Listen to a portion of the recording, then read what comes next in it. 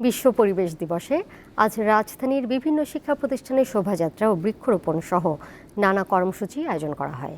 এর পাশাপাশি শিক্ষার্থীদের দেখানো হয় জলবায়ু পরিবর্তনের ঝুঁকি নিয়ে তৈরি অ্যানিমেশন মুভি টুমরো। শিক্ষার্থীদের সচেতনতা বাড়াতে সপ্তম শ্রেণীর শিক্ষক সহায়িকা বইয়ে যুক্ত করা হয়েছে টুমরো মুভির নাম।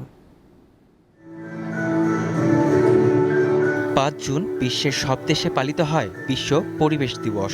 পরিবেশ দূষণের কারণ ও এর থেকে বাঁচার উপায় খুঁজে বের করে পরিবেশ রক্ষায় মানুষকে সচেতন করে তোলা এই দিবসের অন্যতম লক্ষ্য। এবার দেশের সকল জেলা ও উপজেলায় এবং ঢাকা মহানগরীর ১০০টি শিক্ষা প্রতিষ্ঠানে বিশ্ব পরিবেশ দিবস পালন করা হয়।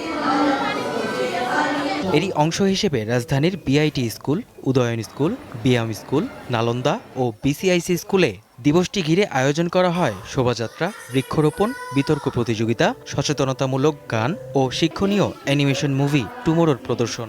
ভয়াবহ অবস্থা আমরা যে বাংলাদেশে দেখতে পেলাম সেই সম্পর্কেও তারা জানবে এবং জেনে তারা পদক্ষেপ নিবে তাদের পৃথিবীটা কেমন হবে।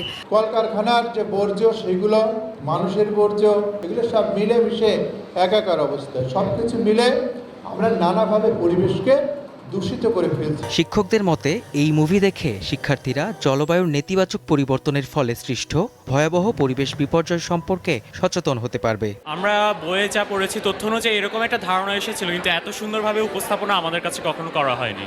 এই ভিডিওটা গ্লোবাল ওয়ার্মিং নিয়ে অনেক এনকারেজ করেছে আমাকে।